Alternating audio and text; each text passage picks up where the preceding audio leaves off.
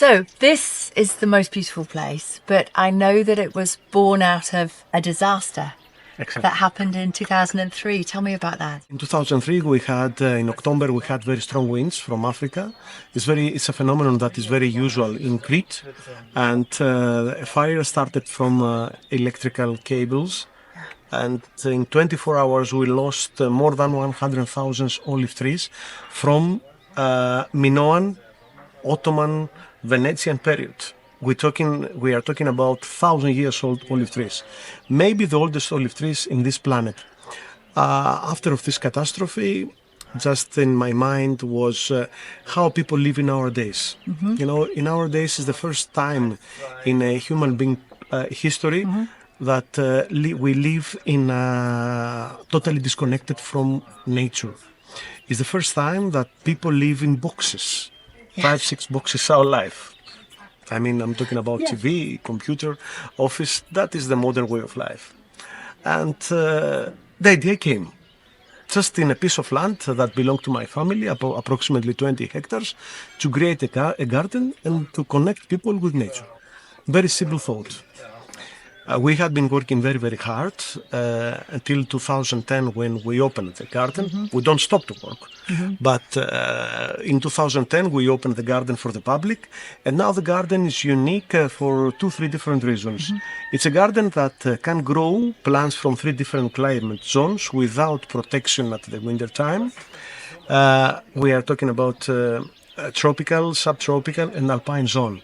Exists a microclimate in this area that is unique and help plants from different climate zones to grow that belong to microclimate of Crete. As you know, in Crete, many people call Crete like a continent. Mm-hmm. And we see that in a garden can grow plants from tropical zone, for instance, mango, lychee, guava, chirimoya, all these kind of plants without problem, grow very well without protection at the winter time. And then we see many alpine plants that need very low temperatures as chestnut trees, Cornelian cherries, apple trees, survive together, tropical and subtropical. That is the unique thing that we see in a garden. The base of the garden is the fruit trees, spices, herbs, and everything is organic. We don't use chemical. We follow all the rules of sustainability, and now we have created an ecosystem in a totally balance and harmony, as before chemicals and monoculture. As you know, chemicals and monoculture has created the biggest problems in this planet.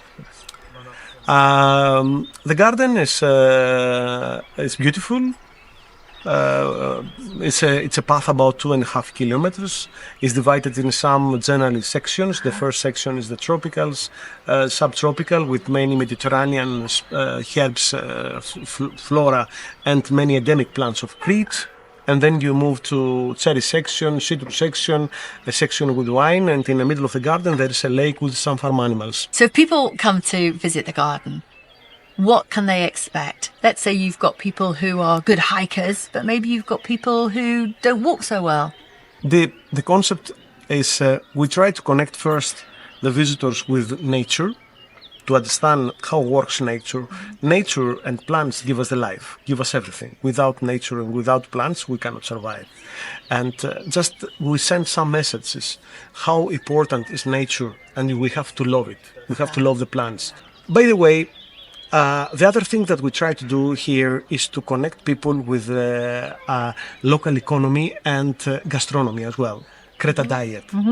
In a sale point that we have here, and we try to promote everything that the area produce, all the products that comes from the area. We promote it and also we use it in our cuisine. We don't have international products. We don't use international products. For instance, the only international product that we have in our restaurant is pepper and coffee. All the rest comes from the area. I can't wait to go and have a walk around. I'm going to go on a bit of a hike around. Yeah. I'm going to take it easy, but I'm going to come back here and we're going to have some food. Petros said it would take 2 hours. I'm going to take it gently because I'm looking forward to that lunch he's promised me.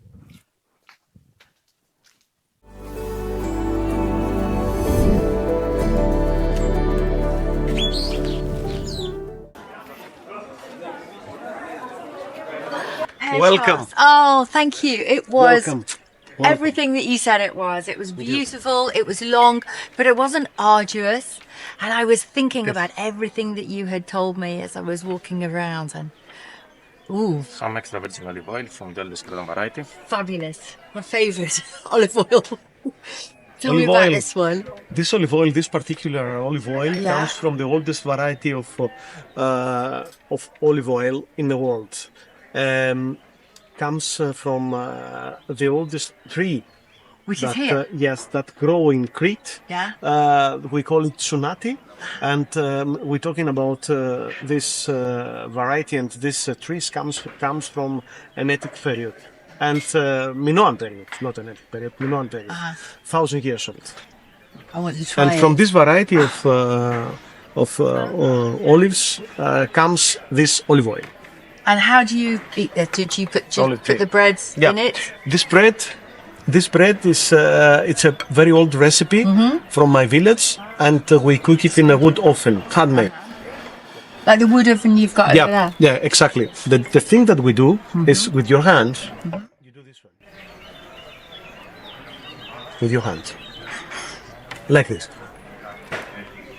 This is like heaven. Just heaven. Love it. You feel I see when you taste a good olive oil, you realise that some of the things you just get in the supermarket, exactly. not the same. This is a house wine also, and this comes from a endemic variety of grapes. We call it Romeico, and grow in Crete only in this area, in a west part of Crete. It looks very light. Yeah, looks light, but it's not so light. It's a little strong, but unique and special taste. Yamas. Yamas. That is not what I thought it was going to taste like. It's like Like a fairy. sherry, Yeah. port. Yep. It's but delicious. Yep. Is it very alcoholic? Yep. Percent of alcohol is higher than the average. And by the magic of television, just look what's arrived. This is a feast. And we've got wine and we've got all these colours here and all this beautiful food. I haven't got to do anything else for the rest of the day.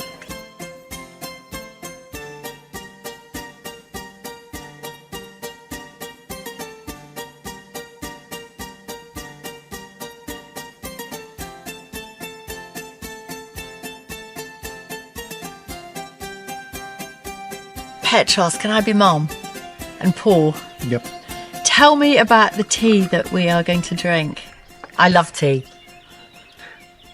This tea, it's a herbal tea that grow only in mountains of Crete. It's endemic to Crete. The Latin Nowhere name, else. Nowhere else. And we call it, it's a Sideritis syriaca is the Latin name. And the common name is Malotira. The Venetians gave the name Malotira. That means something take away the diseases. Means in Italian word, something like that. Grow only in the last years, only in the White Mountains of Crete, and in altitude 100,000 meters and up, not in lower levels, only in these levels. We grow little tea of this in our garden, but we cannot prepare tea. Just survive the plant. All right. But this tea here, you've grown it and you've dried it. Exactly. And this is the one that Yes, we harvest it are going to try. in July, Yeah. approximately. There are many people that cultivate it in a plateau of Omalos, and we get it. Yes, yamas. Beautiful yamas.